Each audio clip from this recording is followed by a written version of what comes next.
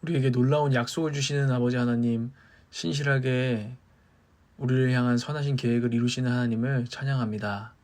인생이란 긴 시간을 또 자유를 주신 하나님을 찬양합니다. 그 가운데 사랑으로 인내하시며 우리를 이끄시는 하나님을 신뢰합니다. 아멘. 오늘은 베드로전서 5장 1절에서 11절 말씀을 같이 보도록 하겠습니다.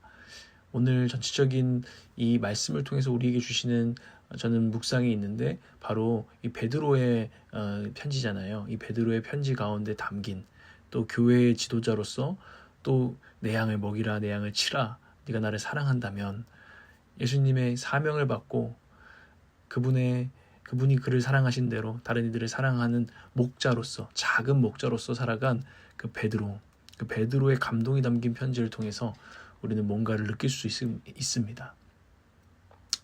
1절에서 4절에 보면 이런 내용들이 나와요.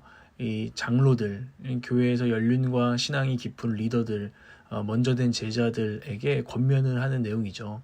나도 그런 장로인데 내가 또 나와 같은 장로들에게 권면합니다 하고 베드로가 권면하고 있는 거죠.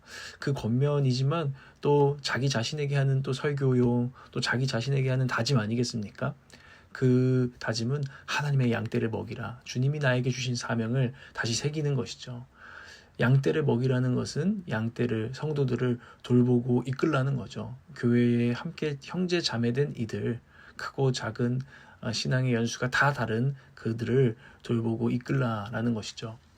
그런데 이 일을 위해서 품어야 될, 다짐해야 될, 바로잡아야 될 마음이 있는데, 첫 번째로 2절에 보면 억지로 할 것이 아니라 하나님의 뜻을 따라 자진하여 해라. 이거 억지로 할 일이 아니다. 하나님의 뜻을 따라서 부름받았다면 이것은 자발적인 것이다. 하나님은, 복음은 우리를 억지로 강압하지 않으시잖아요. 그래서 하나님께 항복할 때까지 인내하시면서 우리를 이끌어 가십니다. 그래서 자발적으로 기쁨으로 하게 하시죠. 하나님을 깨닫고. 그러니까 때로는 우리 목회자들이 이런 말은 좀 많이 안 했으면 좋겠어요. 저 하나님 억지로 끌고 와서 억지로 목사 됐어요. 물론 그런 역사 가운데 이끌림 받을 수 있죠. 근데 끝까지 마치 끌려오기 싫은 군대에 징집당한 것처럼 계속 그런 말을 늘어놓는 것은 영적으로 좋지 않다는 것을 느낍니다. 마치 하나님이 내가 어떤 능력이 있어요. 그래가지고 하나님 나라를 위해서 좀 써먹을 만해.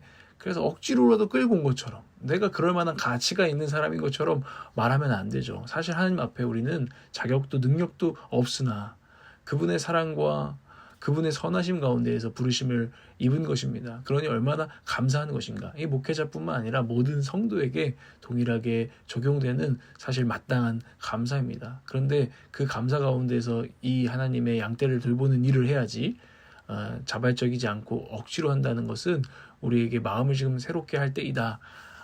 이런 때라는 것을 보게 되는 거죠. 두 번째로는 2절에도 나오는데 더러운 이익을 탐하여 할 것이 아니라 기쁜 마음으로 하십시오.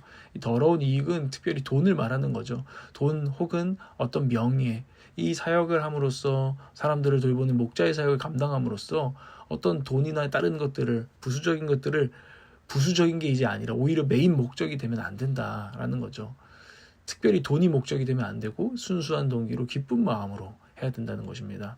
근데 목회는 사실 기본적으로 선행을 행하는 거예요. 이 양들을 걱정하고 염려하고 내가 굳이 일을 해야 되나 하는 그 일을 하는 것이 저는 목자의 일이라고 생각합니다. 그런데 그것은 기본적으로 선행인데, 선행의 특징이 그런 거래요. 돌아오지 않는데요. 오히려 내가 손해보고 잃은 것만 남는 행위. 그래서 선행을 하면 기쁠 것 같은데 사실은 보람도 있고 기쁨도 있지만 동시에 오는 것은 헛헛함. 내가 뭐 한 거지? 나 남 좋은 일만 했잖아. 이런 게 선행이래요. 그러니까 선행을 하면서 그런 마음이 드는 게 정상적이라는 것입니다. 그런 마음이 있을 수 있는 게 인간이라는 것입니다. 그러면서 상처를 경험할 수도 있죠. 남 좋은 일만 하고 나한테 남는 건 뭐지? 다 떠나갔네. 아무것도 남는 게 없는 것 같네. 이런 일들이 훨씬 우리가 이 일들을 하면서 자주 겪는 경험입니다. 그런데 하나님 말씀하시잖아요. 선을 행하되 낙심하지 말라고.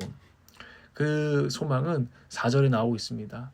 그러면 목자장이 나타나실 때, 목자장은 우리 주 예수 그리스도 선한 목자의 대장이십니다. 그분이 우리에게 언젠가 다시 나타나실 것입니다. 그때에 변하지 않은 영광의 면류관을 얻을 것이다. 그러므로 그 소망으로 순수한 마음과 기쁜 마음으로 해라 라는 것이죠. 하다 보니까 나도 좀 돈 좀 챙겨야겠어. 나도 좀 내 걸 좀 챙겨야겠어. 이럴 때 시험이 올 때 이겨내라는 권면이죠. 3절에 보시면 세 번째 자세인데 장로들에게 요청하는 여러분이 맡은 사람들을 지배하려고 하지 말고 양떼의 모범이 되라고 합니다. 주장하지 말래요. 지배하려고 하지 말래요. 너 이렇게 살아, 저렇게 살아, 이런 식으로 주장하는 것이 아니라 그런 말보다는 본을 보여라. 이게 겸손하게 이끌어가는 것이다. 나도 안 하면서 사람들에게 말만 하는 거, 그거는 쉬운 일이고 그것은 상처를 입히는 일이다. 그러니 너는 어렵더라도 본을 보여라. 근데 이 본을 보인다는 게요, 묵상해 보면 참 어려워요. 한 번만 본을 보여주면 쉽죠. 내가 섬기는 걸 보여줘야지. 뭐 교인들 앞에서 먼저 내가 청소하고 먼저 쓰레기 줍고 뭐 이런 본을 한 번 보이는 것은 쉬울 수 있어요. 그런데 이런 본, 청소하고 또 용서하고 이런 본을 끊임없이 보여주려고 하면요, 참 어려운 것 같아요. 군대 가면은 군대 교관은 이렇게 말하거든요. 제군들 한 번만 보여준다, 잘 따라하도록. 이렇게 본을 보여준단 말이에요. 딱 한 번만 보여준다, 정신 차려라 자식들아, 이렇게 한단 말이에요. 근데 우리 하나님의 목자들은 또 여러분들이 리더라면 다른 이들에게 말 없이 잘 몰라주더라도 또 한 번 보고 잘 따라하지 않더라도 나는 이렇게 하는데 왜 넌 이렇게 안 해? 이런 마음이 들더라도 끊임없이 양떼를 위해서 먼저 모범이 되는 그 인내, 그 수고가 필요하다는 것이죠. 이런 것들이 이 장로들에게 하는, 또 베드로 자신에게 하는 권면이요 다짐이었습니다. 그러면서 장로들, 늙은 분들에게만 이 얘기를 할 수 없잖아요. 5절부터 11절은 젊은이들에게 이야기를 하면서 마무리를 합니다. 결국엔 이 젊은이들, 어린 성도들에게 이야기를 하는데 장로들에게 복종하라, 겸손하라, 서로 이런 이야기를 합니다. 장로들의 말을 좀 듣고 따라가라는 거죠. 이 교만하면은요, 내가 왜 들어야 됩니까? 이런 친구들이 많아요. 근데 그럴 때는 공동체에 은혜가 없어요. 그럼 베드로가 주장하는 거죠. 서로 겸손해서 은혜가 임하는 공동체 되기를 너무나 원한다. 우리가 서로 낮추면 하나님께서 높이실 거야. 내가 자존심 부리고 이러면 오히려 개판 나고 너 높아지지 못한다. 오히려 낮추고 서로 겸손할 때 하나님께서 높이신단다. 우리 장로들도 잘할 테니까 젊은이들이여 너희도 주님 안에서 더 잘해다오. 이런 심령 아니겠습니까? 베드로 사도에. 또 위로하죠. 여러분의 걱정을 모두 하나님께 맡기라고 7절에서 위로하고 있습니다. 하나님께서 여러분을 돌보고 계시다고 위로하고 계세요. 베드로는 너무나 잘 알았던 것 같아요. 젊은 신앙인들이 겁이 나서 조급하고 불안해하고 성질을 내고 때로는 시니컬한 말을 내뱉기도 하잖아요. 그런 젊은이들 우리 청년들 많잖아요. 막 시니컬하게 자기도 막 신들린 것처럼 비판을 쏟아내고 자기도 사실은 심령이 깨져가면서 그런 말을 쏟는데, 어른인 베드로, 진짜 어른이었던 베드로가 그걸 보면서 너 겁이 나서 그래, 너 걱정이 많아서 그래, 두려워서 그래, 그거 하나님께 맡겨드릴 수 있겠니? 이 마음이 이 구절에 느껴지는 거죠. 베드로 장로님의 젊은이들을 향한 그 따뜻한 심령이 오늘 저와 여러분 가운데에 임하여졌으면 좋겠습니다. 야, 너 걱정하지 마. 그냥 무조건 이런 말이 지금 아니잖아요. 베드로의 깊은 심령이 느껴졌으면 좋겠습니다. 또 위로할 뿐만 아니라 격려하죠. 이제 약간의 채찍질을 가하면서 싸워라. 8절에 정신을 차리고 깨어 있어라. 원수 악마가 우는 사자같이 산기자를 찾아 두루 다니고 있다. 얘들아 봐라.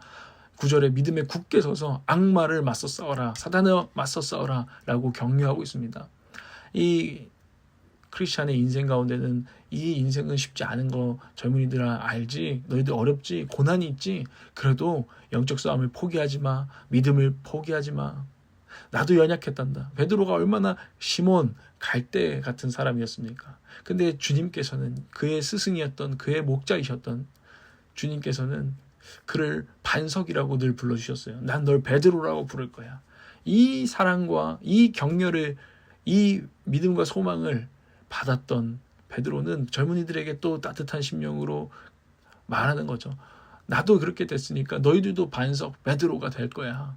너희들도 굳건하게 서게 될 거야. 그게 이제 10절에 나오잖아요. 모든 은혜를 주시는 하나님, 나의 주님 그리스도 안에서 여러분을 자기의 영원한 영광에 불러 들이신 분께서 잠시 동안 고난을 받은 여러분을 친히 온전하게 하시고 굳게 세워주시고 강하게 하시고 기초를 튼튼하게 하여 주실 것입니다. 너무나 소망이 되는 또 따뜻한 격려가 아니겠습니까? 너희들을 반석으로 세우실 거야.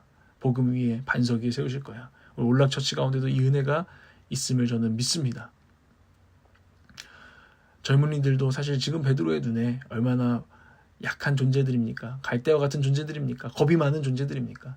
그러나 신실하신 주님께서 이루실 것을 지금 베드로는 믿음으로 격려하고 있습니다. 이것이 목자입니다.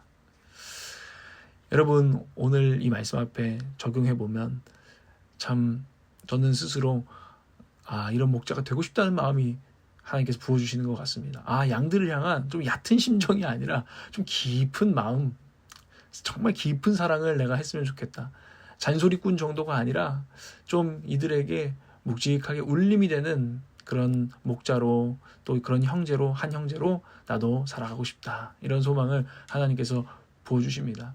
아직도 이기적이고 얕은 이제 저희지만 깊은 사랑의 강물을 오늘 보면서 계속 깊어져 간다는 것을 오늘 경험하게 하시는 것 같습니다. 또 우리 공동체가 서로 겸손한 자세로 진실한 마음으로 한 성령 안에서 이루어가고 반석으로 서가는 그런 꿈을 꾸게 됩니다. 여러분은 오늘 말씀을 통해서 어떤 감동과 어떤 메시지를 하나님께 들으십니까? 묵상해 보시기를 바랍니다. 기도하겠습니다. 바다보다 깊은 사랑의 하나님 아버지, 제게 사랑을 가르쳐 주십시오. 하나님 사랑하는 것, 이웃 사랑하는 것을 조금 더 알게 하여 주십시오. 주님을 매일 볼 때 성령으로 감동하여 주셔서 목자의 마음을 품고 오늘도 살아가게 하옵소서. 선한 목자가 되신 나의 주 예수님, 주님의 이름으로 기도합니다. 아멘.